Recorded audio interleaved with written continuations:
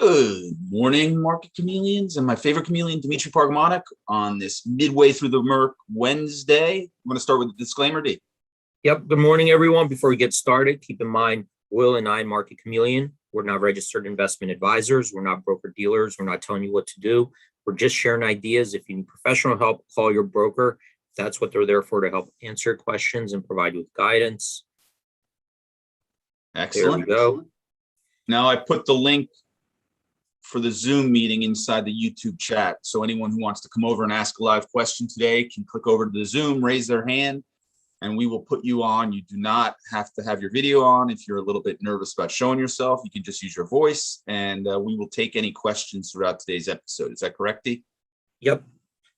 Thanks, Will. So let me just share my screen real quick. And what we'll do today on the agenda is yesterday we had the new Bitcoin ETF.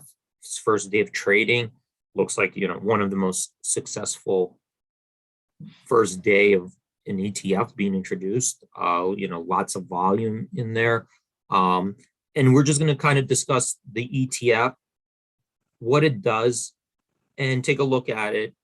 Is this something you would want to hold if you're a long-term investor? Is it more of a ETF that you're looking to perhaps just bet on short-term price fluctuations? And we'll just discuss all that, the way it's structured, the fees involved, how this ETF is using futures to basically, price their NAV and follow that Bitcoin ETF. So we'll discuss all this stuff because maybe some people don't quite understand when they're buying this ETF what they're actually buying, right? And that's kind of what we're going to take a look at, just to understand more of this ProShares ETF. And again, I think we'll take a look at it. We just had a chameleon pop into the chat that BITO becomes optionable today. Is that true? Do you know? And I think, that that's going to be, they're going to start listing options on it right away. We'll take a look at that, maybe the Amex, CBOE. I'll take a look which exchanges are supposedly listing the options today. So a lot of excitement around it. Obviously, that Gary Gensler, the SEC chairman, approved this ETF, kind of gave his blessing on it. So let's just take a look at it, because I think there's some things that he said, and maybe some things that I've read where it kind of made it look like, well, this is a good ETF because it has protections for investors. So we'll just take a look at it, because I think sometimes investors don't know what they're buying. That kind of happened with the leveraged products, because ProShares is actually listing this ETF, the Bitcoin ETF. So ProShares, they're known for a lot of leverage products like the double, triple, or inverse double, triple of daily returns. And when people don't understand it, I think you could get in trouble. So we'll just take a look at it, and we'll see what other people are saying. Actually, why don't we do this? I'm going to start out just taking a look at the pre-market report. But what do you guys think? Is this BITO? Is it a long-term buy or sell? Is it something, to just place short-term fluctuations, or do you just stay away from it? Can we do that? See what people, I'm just curious to see what you want to poll is what you're saying. Yeah, let's take a poll just out of curiosity to see, what other people think about it, because it seems to me there's a lot of excitement. So a lot of, people were buying this ETF yesterday, all right?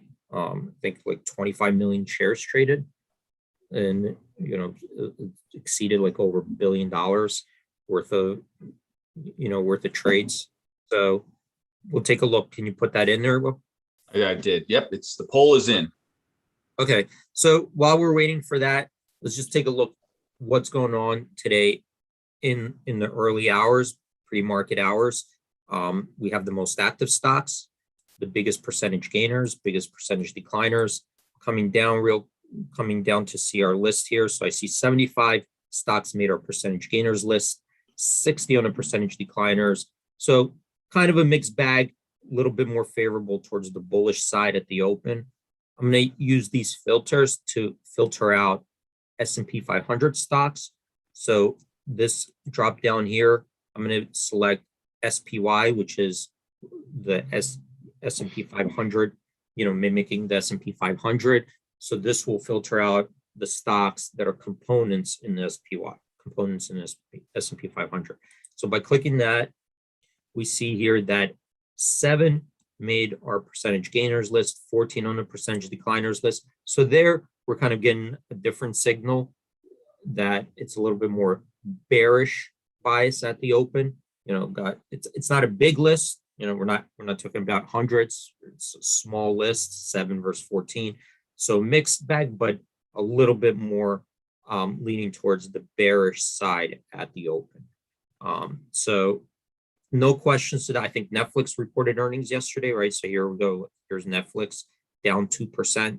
Not a big move for Netflix after reporting earnings. We could also take a look at that if there are questions. So only down 2%, but Netflix has been up, really running into this earnings event anyway. So you're looking at a lot of gains just heading into the earnings. So let's take a look at that ETF. And let me know if So the early polling is 53% feel BITO is a long-term hold, 44% say no. Just so you know. Okay. So the majority think you buy it in long-term hold. Is that correct? Well, it's 56% do. Actually, it's 53% now. It just changed. Okay, so more than 50% of the people think that it's okay. So these are I went to this report. So this is showing the new stocks that are going to be starting to trade today. I'm going to come back here. So this is from yesterday, BITO. We see ProShares Bitcoin Strategy ETF, right? So that's what was listed yesterday. I'm going to come down here just to see the options. And it does look like they're going to start listing the options on the Amex and ARC exchanges so far. So they will be optionable. So I'm going to take a look at this BITO, click on it. So you could see here, this is where it's trading. Only 1 day of trading, so there's not like a lot of data or information on it. We see here that it's a ProShares Bitcoin Strategy ETF. So it's important to know kind of, well, what am I buying when I'm buying this ETF? And I think people don't always check. So they're not, they're assuming they're buying one thing and they might be buying something that they didn't even understand they're buying. Okay. So it's important to know at least what you're getting into before you get into it, right? So I'm going to take you here to the BITO Bitcoin ETF. And I think the assumption is, well, if I'm buying this ETF, I'm buying Bitcoin, right? The ETF owns Bitcoin. And if Bitcoin goes up, the ETF goes up. If Bitcoin goes down, the ETF goes down. If Bitcoin stays unchanged, my ETF stays unchanged. I think that's the majority of assumptions by retail investors, okay? And that's why we're hearing like 53% are saying, well, then it's a long-term hold because they're going to buy this ETF, and if Bitcoin goes up, they're going to benefit from it. And here's the thing, how this Bitcoin is structured, and it's important to understand the structure, okay? And it's a little bit that this is how, by the way, the VIX is structured based on futures, and Bitcoin is structured based on futures. So what it's doing is managing, see here, so it gains exposure to Bitcoin returns in a convenient and transparent way, and it does that through futures contracts. So right here, and this is the key, it does this through Bitcoin futures contracts. And that's kind of what you're investing in. You're investing in an ETF that's managing a futures contract. And that's different than spot, okay? And look at their warning here. The price and performance Bitcoin futures should be expected to differ from the current spot price Bitcoin, okay? And when you're doing futures contracts, and we'll go over it, it's not necessarily going to reflect, the Bitcoin the Bitcoin returns, and it could differ in a way where you will see Bitcoin going up, but your ETF going down. That's possible. All right. And we'll kind of go over through some of those scenarios. And that's, and people got into trouble with these leverage products because they misunderstood them. The VIX, I think, is misunderstood, and then this is, and I kind of disappointed how Gary Gensler, the SEC chairman, presented this, as this, well, he thinks this has the safety to retail investors, because I think that's pushing people in there, and I don't think people understand it fully. So one thing is, when you're buying right now, now futures, they do have a good purpose. Futures are good if you're trying to hedge against the position. Those are good. Or if you're trying to use futures to put on a leveraged bet, right? So you could use futures to say, I think it's going to go up, but I don't have to put up the entire, spot price, the entire cost of the asset. I could just use a future, and and then in this way you have like a leveraged bet. But this ETF is not taking advantage of any of that, right?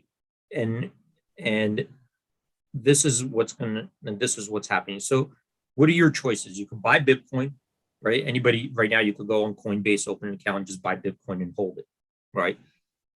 And it'll go, if it goes up, you're gonna make money. If it goes down, you're gonna lose money. Kind of sits there.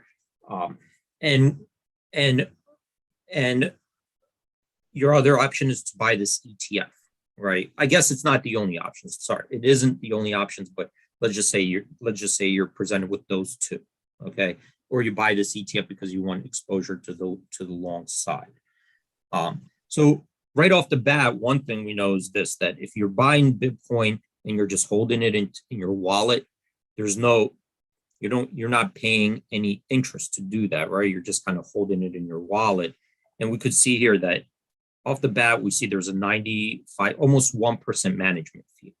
So 1%, approximately 1% of the total net asset value, that's going to decline by, you're going to decline by 1% every year just to manage this ETF, right? So right off the bat, you're just giving that away. Hopefully you're getting something in return, but we know that you're just paying that 1%. And if you just want the Bitcoin, you can buy it and hold it in the wallet. Isn't there some risk of them getting taken advantage of on the roll of these futures too? And that's the other thing. So this is what happens with the future, right? So I'm gonna show you the futures. So when you're buying futures, this is the Bitcoin futures, right? And when you're buying futures, and this is what they're doing, you're buying a future, right? So you see November, December, January.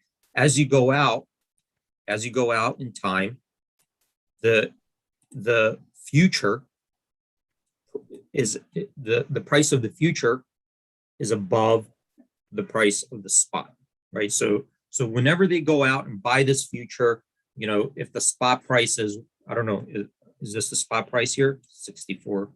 Maybe this is the spot price. They're going out and paying whatever this is, 65.73. So you're paying $1,000 more, right? And that's because you're buying it out into the future, and it's really supply and demand, and interest rates. All this is baked into it. So right now we see how the futures are set up, that you're actually buying a higher price than the spot. And if you're buying a higher price than the spot, and over time, this just reverts back to the spot, right? So as you get closer to expiration, it reverts back to the spot. Well, what does the ETF have to do? They have to sell it at that price and take whatever the proceeds they have and roll it back out at a higher price. Okay, so you're renting. It's like renting the future, spot price. That's what you're doing. Okay, so you're not actually holding an ETF. They don't hold the ETF, right? I'm sorry, they don't hold Bitcoins. They're rolling futures. That's what you're doing. Okay, so you're not buying Bitcoins, you're buying a strategy of rolling futures on Bitcoins. Does everybody kind I of mean, see? listen, we just had an episode last night with Raj talking about middling the market, and Yeah. and so you're constantly paying the every month. If you're in this fund, you are paying, the spread to get in and out, every month. Exactly. So and the more people getting in, the higher the spread, right? Because if your biggest role is from this ETF, right, then the markets are lined up that way. So when it's time to sell, what are the markets here are going to be lower, right? And when it's time to buy, they know you're rolling, they're going to be higher. So you're going to have this spread, continuous spread that you're basically giving it to them to roll that future, right? So you're like renting it from them because you're actually investing in a derivative you're investing in a derivative of a Bitcoin. Okay. Now, on the flip side, who's it better for? Well, if you own the spot, right? If you own the spot, you could really just sell the future against it and make that differential as well, right? So you could just earn that interest. I think Bloomberg was reporting, it says annualized like 10% right now, right? So you got like an annualized 10% interest baked into that future. So anybody doing that role would be given that much off. All right. So we looked at two things. First, you're paying a management fee, which I'm not sure if it's worth it, because I'm not sure if you need that, right? You're paying a management fee. You're then losing on the roll, right? So every time they have to roll in, you could go read their prospectus and see the methodology, but it's known, right? So everybody knows the role, what they're doing. It's transparent. The market makers know, the futures market know they could expect it. And if they're losing in the roll, well, that's going to impact the NAV of that ETF. Okay, so those are the two things. The other thing that people, when you buy an ETF, so an ETF is different than buying the spot price, even like SPY. When you're buying the SPY, right, there are benefits to owning the stocks outright than just to owning an ETF of the components. And one of the things is that you don't own the stock. When you buy SPY or this, you don't actually own the components, okay? And what does that mean? That means like I lose some of the privileges of owning the components, like maybe voting rights, if you want to vote or attend the, the investor, investor meetings and so forth. Like you lose certain rights by not owning the asset. So I'll give you an example in Bitcoin, right? So in Bitcoin, when you own the asset outright in your wallet, you could rent it out. There are DeFi's where you could say, like for example, you own your stock, right? And your stock is in your brokerage account. Well, some people, there's a demand to short that stock. It could be from a hedger, a short seller, a market maker, but there's always certain demand to short that stock. And to short that stock, you got to borrow it. And to borrow it, you're paying some fee to borrow that stock. Now, unfortunately, like as a retail investor, your brokerage firm rents out your stock and doesn't really share in that revenue, right? But cryptocurrencies are different. They're saying, well, they don't own your stock. They're not custody. You could rent it out. So they put up collateral. They could borrow your stock. It's a smart contract. They pay you interest, and then they give you back according to the contract, they give you back your Bitcoin. So you lose that right, to be able to rent out your stock. You own your house, you could rent it out, right? And then get it back. If you own your stock, you could rent it out. Really not the brokerage firms, they hold it in street names, so they don't let you, but in Bitcoin you can. Another thing is actually one of the chameleons, Freedom Lane, he says on, I guess the platform is called Celsius. They have Yeah. you can get a 20% yield by lending Bitcoin on that platform.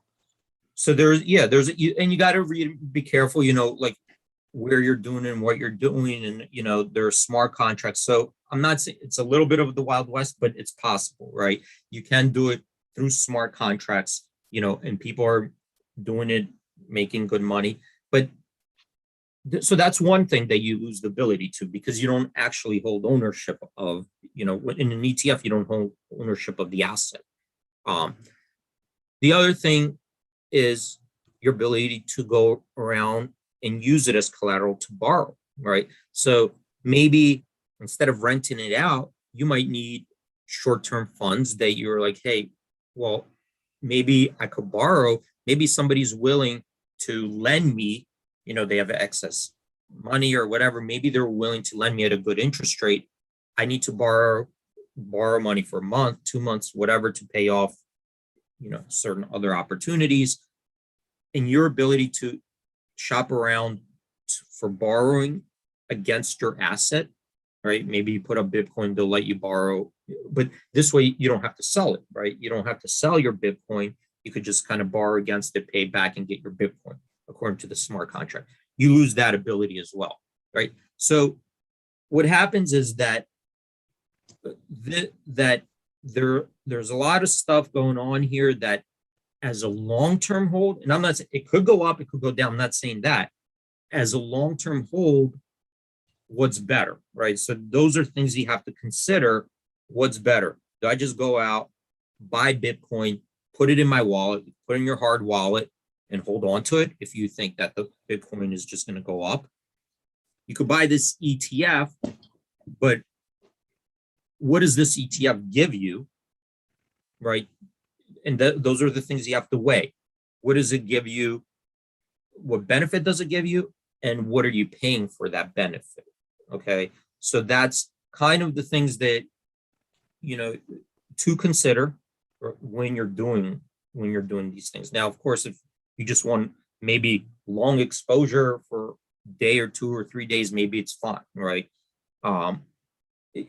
To do it this way, because it's convenient right now. It's through your brokerage account, right? You could log into your brokerage account and buy it. That's the convenience of it. You don't have to go, open up a new account, create a wallet, put it in there. So there's a convenience thing to it.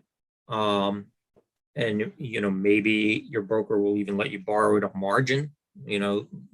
That's another thing you could do. But again, when the cryptocurrency, that ecosystem is getting pretty developed, so you could figure out ways to do that as well within the cryptocurrency ecosystem.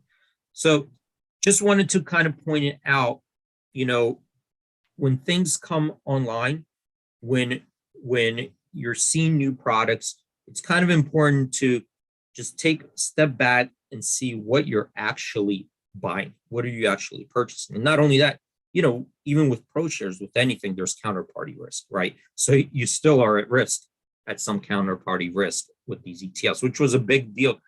I remember during the 2008 crash, where people were unsure if I should be holding these ETFs or not, because if the companies that are holding these ETFs go out of business, what happens, right? Because they're the ones that are like guaranteeing these things.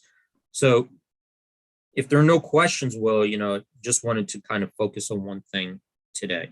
No, that was perfect, and you've changed the long-term opinion of chameleons of BITO. Actually, 46%. Yeah, 46% will only hold it now, long-term. While 54% say no, they wouldn't touch it with a 10-foot pole for a long-term investment. So there you go.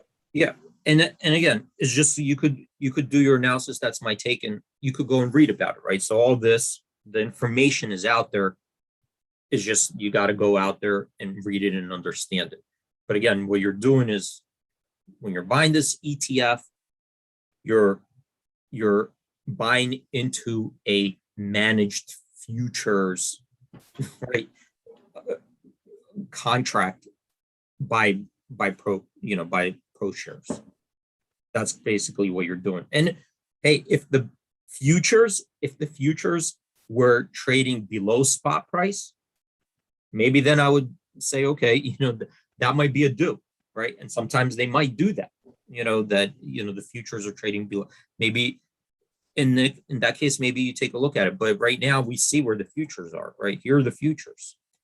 And I think right now, on an annualized basis, and this is just, reading a Bloomberg article, on an annualized basis, you're paying about 10% above, the spot price. Basically, you're given 10% to hold that future, given 10% right off the bat of the spot price, which is in a 0% interest environment. It's a lot. That's a big spread.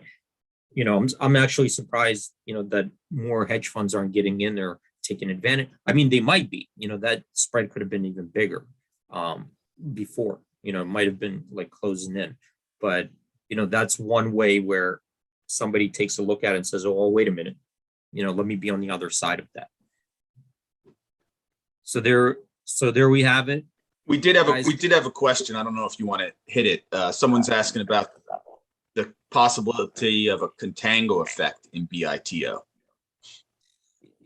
Well, right. Well, that's where it works, right. Hey, D, your mic. You may want to move it. You've gone a little bit underwater. Let me try it. Is this better? Is this better? No, unfortunately, you've gone underwater. So let me, just because I have a couple minutes left, and I want to put my computer back in, and we'll be ready. All right, so we'll end it there. We'll come back tomorrow. We'll get our mic issues resolved. Great job, Dima.